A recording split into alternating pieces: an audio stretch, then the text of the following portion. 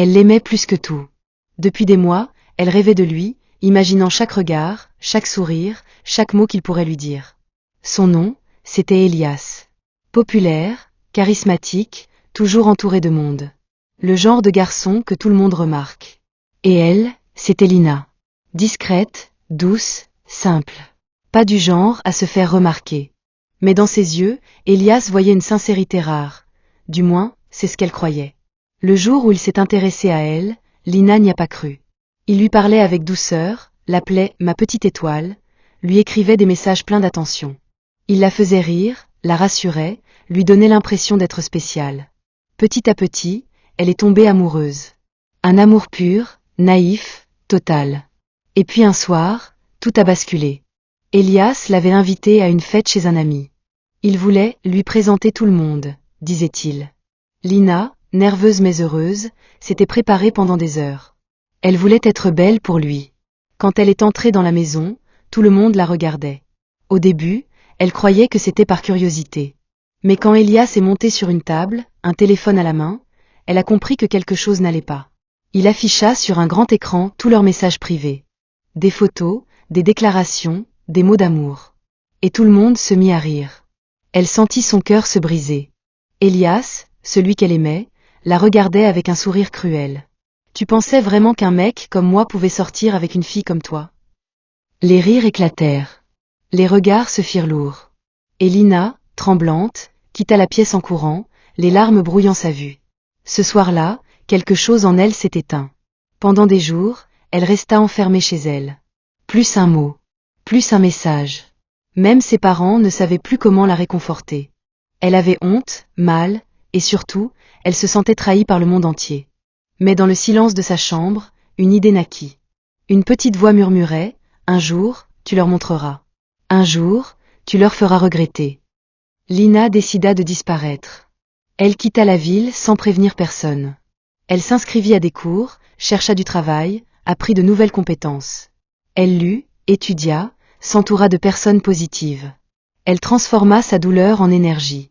Elle se promit que plus jamais, personne ne la ferait se sentir inférieure. Les mois passèrent. Son regard devint plus fort, son sourire plus confiant. Et petit à petit, Lina bâtit son propre univers. Une marque, une entreprise, un mouvement autour de la confiance en soi. Ce qui n'était au départ qu'un moyen de guérir devint un succès retentissant. Son nom commença à circuler. On parlait de cette jeune femme élégante et mystérieuse, qui inspirait des milliers de personnes. Mais elle, dans son cœur, savait qu'un jour, elle croiserait à nouveau le garçon qui l'avait brisé. 1 an plus tard, ce jour arriva. Elias participait à un grand événement professionnel. Tout le monde attendait la venue d'une jeune entrepreneur à succès, connue pour son parcours impressionnant.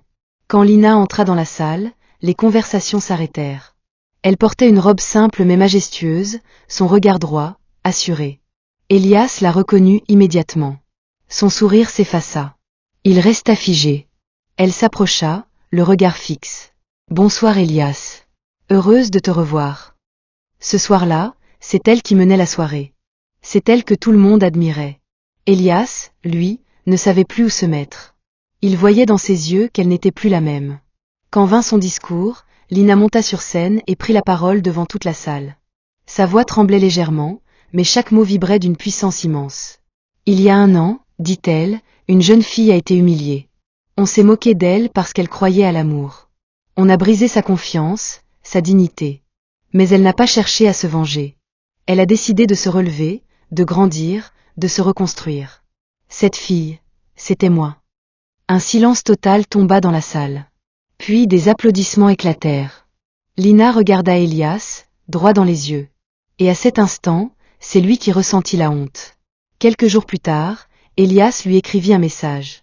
Il voulait la revoir, s'excuser, peut-être raviver quelque chose. Elle accepta de le rencontrer, dans un café chic de la ville. Quand il arriva, il tenta de la flatter, de lui dire qu'il regrettait, qu'elle était devenue incroyable. Lina l'écouta calmement, puis lui sourit. « Elias, je ne t'en veux plus. Tu m'as fait du mal, oui, mais tu m'as surtout aidé à devenir celle que je suis. » Il sembla soulagé, presque ému.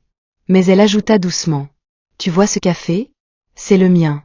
C'est ici que j'ai construit mon avenir. Et aujourd'hui, c'est toi qui viens t'asseoir dans mon monde. » Elias resta muet. Son regard baissa.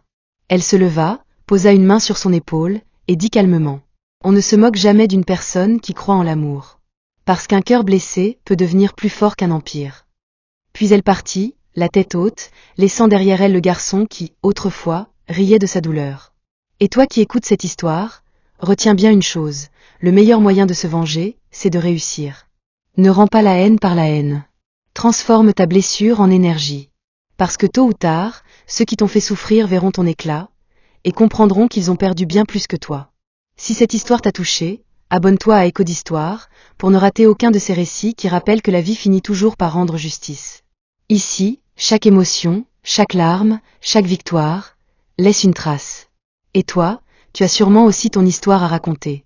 Alors clique sur s'abonner, active la cloche-cloche, et rejoins cette grande famille où chaque blessure devient une force, et chaque histoire un écho qui résonne dans le cœur de ceux qui écoutent.